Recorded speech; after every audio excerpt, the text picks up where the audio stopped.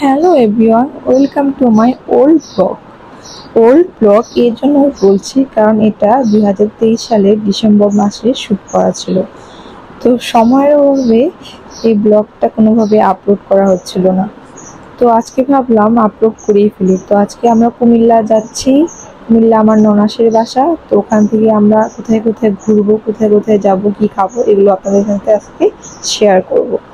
তো আমরা রওনা দিয়ে দিয়েছিলাম দুপুর 3টার দিকে। তো যেতে যেতে অনেক জ্যাম ছিল রাস্তায়, যার কারণে অনেক লেট হয়ে যায়, রাত হয়ে যায়। তো আমরা যাচ্ছিলাম দিদিদের বাসার উদ্দেশ্যে।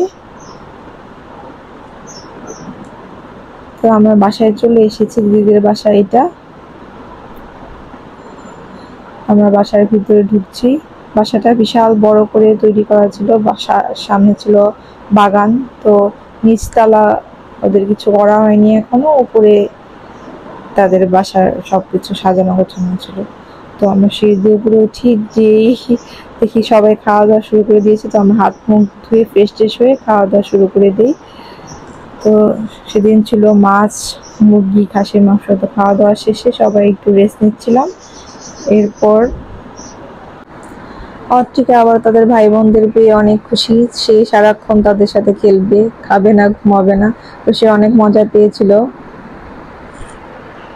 সে অনেকক্ষণ আড্ডা দিয়েছিলাম আমরা রাতে। তো শেষে আমরা সবাই ঘুমিয়ে পড়েছিলাম। তার পরের দিন সকালের ভিডিও এটা। তো পরের দিন সকালে ছাদে উঠেছি দিদিদের। তো এটা হচ্ছে ছাদ।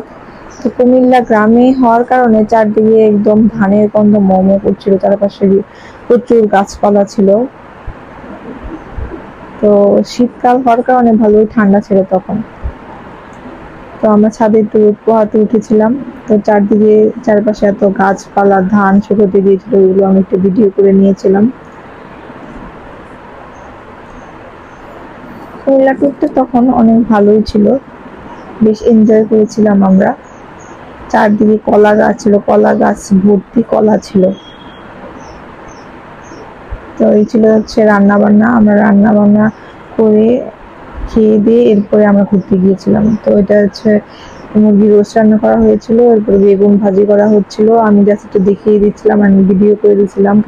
ওনাদের যে হেল্পিং হ্যান্ড আছে তারাই রান্না বান্না সবকিছু করেছিল, তাদেরকে জাস্ট একটু দেখিয়ে দিতে হয়েছিল। তো রোস্টের জন্য চিকেন ফ্রাই করা হচ্ছিল এখানে। আমাদের প্ল্যান ছিল আমরা খেয়ে দিয়ে তারপর ঘুরতে যাব। তো এর জন্য বাসায় অ্যারেঞ্জমেন্ট করা ছিল। তো সকালবেলা এটা খিচুড়ি রান্না করা হয়েছিল আমাদের জন্য, সবজির খিচুড়ি। তারপর হচ্ছে বেগুনি, মিষ্টি কুমড়ার ভাজি। তো এটা দিয়ে সকালের খাবার চলছিল। তারপর খাওয়া দাওয়া শেষে আমরা হচ্ছে ঘুরতে গিয়েছিলাম।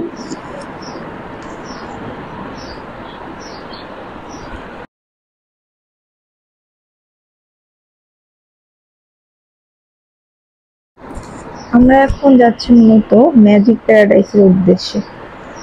তো ম্যাজিক প্যারাডাইসে সম্পূর্ণ এক্সপ্লোর করব এবং আপনাদের সাথে এটা শেয়ার করব। তো এর আগে অনেক ভিডিওতে, ইউটিউবে, ফেসবুকে দেখেছিলাম ম্যাজিক প্যারাডাইস। তো দেখে অনেক ভালোই লাগছিল, মনে মনে ভেবেছিলাম কখনো কুমিল্লা গেলে ম্যাজিক প্যারাডাইসে যাব। তো এই ছিল ম্যাজিক প্যারাডাইসের গেট। তো গেটটা ছিল অনেক সুন্দর, গেটটা দেখেই মূলত ভালো লেগেছিল। আর বাচ্চাদের রাইড গুলো ছিল, এর জন্য ভেবেছিলাম বাচ্চারা গিয়ে ওখানে অনেক মজা পাবে। যার জন্য আমরা চলে এসেছি ম্যাজিক প্যারাডাইসে। এটা ওদের গেটের সামনের এরিয়াটা ছিল। তো আমরা টিকিট কেটে ভিতরে ঢুকি এবং ঢুকার পর একটা রাইড উঠতেছিলাম, ছবি টবি তুলতেছিলাম। তো বিশাল বড় এরিয়াতে করেছিল। আমার মনে হয় আরো আরো কিছু রাইড ওরা অ্যাড করতে পারতো, আরো কিছু ফেসিলিটিস অ্যাড করতে পারতো, যদিও এটা বেশি পুরাতন না, নতুনই হবে। এর জন্য হয়তো এত কিছু অ্যাড করতে পারে না। তো যা কিছু করছিল মূলত ভালোই লাগছে, আমার কাছে খারাপ লাগেনি। পরিবেশটা ভালোই ছিল, বাচ্চাদের জন্য ফ্রেন্ডলি ছিল। তো যাই হোক, আমরা একটু ঘোরাফেরা করে অর্টিকার জন্য খাবারের ব্যবস্থা করছিলাম, কারণ বাসায় যেতে যেতে একটু লেট হয়ে যাবে। বাসায় আবার রান্না টান্না করা আছে আমাদের, আমরা বাসায় গিয়ে খাবো। এর জন্য আমরা বাইরে খাওয়ার কোনো ব্যবস্থা করিনি। আমরা রাইডটাতে উঠে কিছুক্ষণ তারপর অর্টিকাকে কিছু খাইয়ে একদম চলে গিয়েছিলাম বাসার উদ্দেশ্যে। তার থেকে অনেক মজা পেয়েছিল এই রাইডগুলোতে উঠে।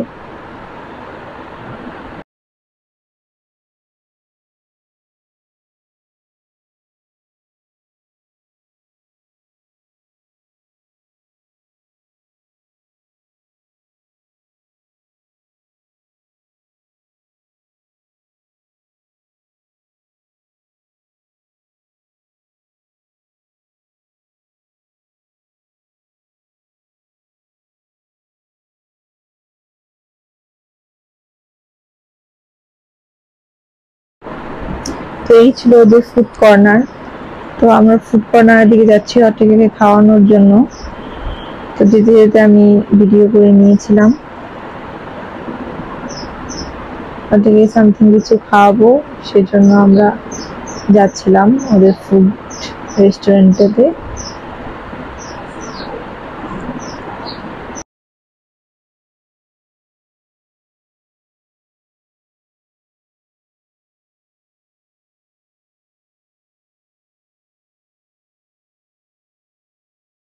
তো যাই হোক, খাওয়া দাওয়া শেষে আমরা আবার আরেকটা রাইড চালার জন্য গিয়েছিলাম। এটা হচ্ছে রেলের ট্রেনের মতো একটা রাইড।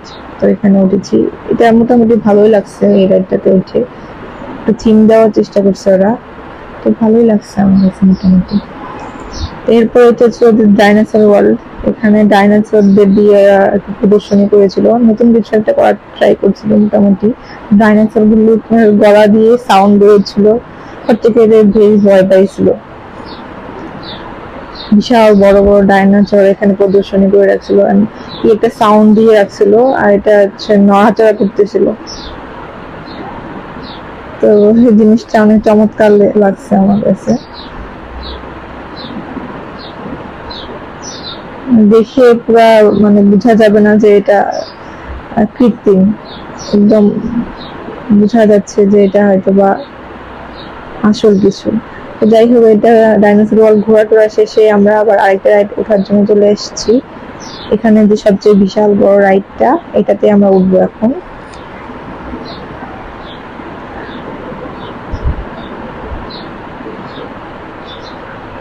তো এটাতে ওঠার পরে উপর থেকে সম্পূর্ণ ভিউটা দেখা যায়। এদের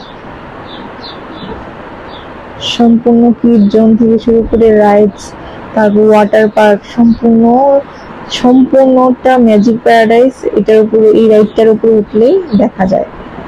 তো উপরে ওঠার পর রাইড মানে এই জোনটা দেখতে খুব সুন্দর লাগতেছিল।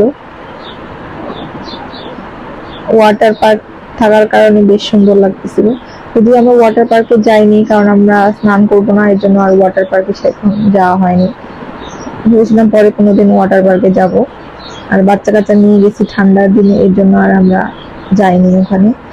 তো উপর থেকে আমি ওয়াটার পার্কের ভিডিওটা নিয়ে নিচ্ছিলাম। উপর থেকে খুব সুন্দর লাগতেছিল ওয়াটার পার্কটা।